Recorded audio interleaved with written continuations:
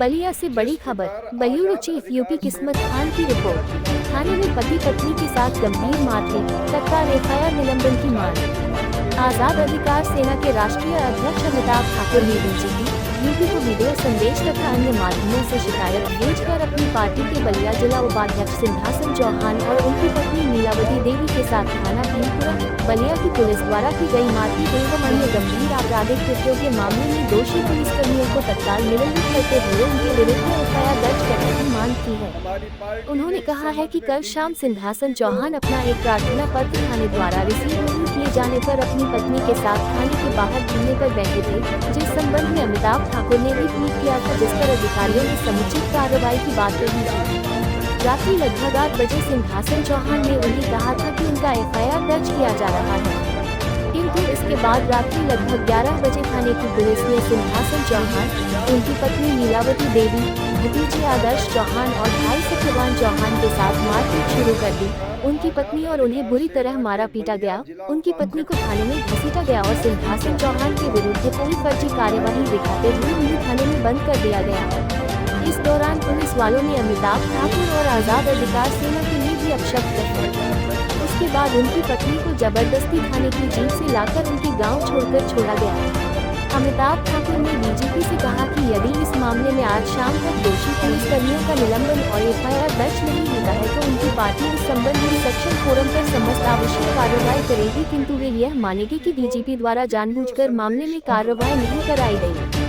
आजाद अधिकार सेना का राष्ट्रीय अध्यक्ष अमिताभ ठाकुर थाना भीमपुरा जनपद बलिया से जुड़ा एक अत्यंत गंभीर प्रकरण के संबंध में यह शिकायत भेज रहा हूँ। प्रकरण यह है कि कल हमारी पार्टी आजाद अधिकार सेना के बलिया जिला उपाध्यक्ष सिंहासन चौहान अपनी पत्नी श्रीमती नीलावती देवी के साथ थाना बलिया भीमपुरा द्वारा उनका एक प्रार्थना पत्र स्वीकार नहीं किए जाने और उनके साथ बदसलूकी करने के प्रकरण में थाने के सामने धरने पर बैठे थे। इन तथ्यों का संज्ञान होने पर मैंने एडिशनल एसपी बलिया श्री दुर्गा प्रसाद तिवारी से फोन से वार्ता की थी और साथ ही ट्वीट कर संबंधित अधिकारियों को अवगत कराया था, जिसके क्रम में एडीजी वाराणसी और एसपी बलिया ने भी संज्ञान लेकर समुचित कार्रवाई की बात कही थी।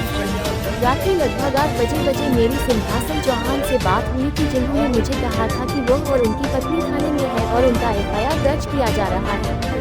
इसके बाद रात्रि लगभग 12 बजे श्री सिंहासन चौहान के परिवार के तमाम लोगों ने मुझे फोन और व्हाट्सएप से बताया कि उनकी पत्नी नीलावती देवी, उनके एक भतीजा आदर्श चौहान और भाई सत्यवान चौहान के साथ थाने में मारपीट की गई। उनकी पत्नी और उन्हें बुरी तरह मारा पीटा गया और उनकी पत्नी को थाने में घसीटा गया और इसके बाद सिंहासन चौहान के विरुद्ध कोई फर्जी मुकदमा या कार्यवाही दिखाते हुए उन्हें थाने में बंद कर दिया गया।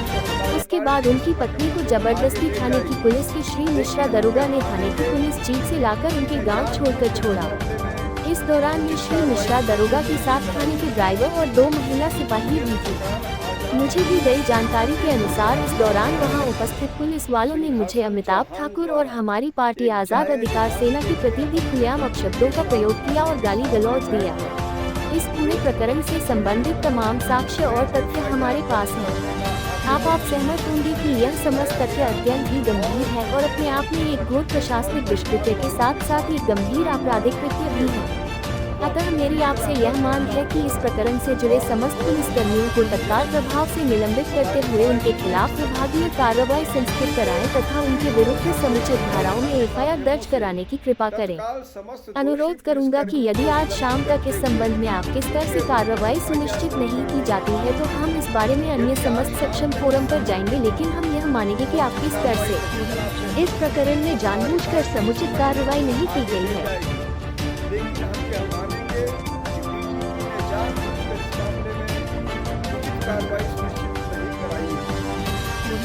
जिस प्रकार आजाद अधिकार सेना के बलिया जिला उपाध्यक्ष सिंहासन चौहान द्वारा एक जायज मांग के लिए अपनी पत्नी के साथ थाने के सामने बैठकर विरोध प्रदर्शन करने पर उन्हें एफआईआर दर्ज करने का आश्वासन देकर थाने पे बुलाया गया और उन्हें उनकी पत्नी और परिवार वालों के साथ बुरी तरह मारपीट की गई, वह पूरी तरह बर्बरतापूर्ण और घोर आपत्तिजनक है।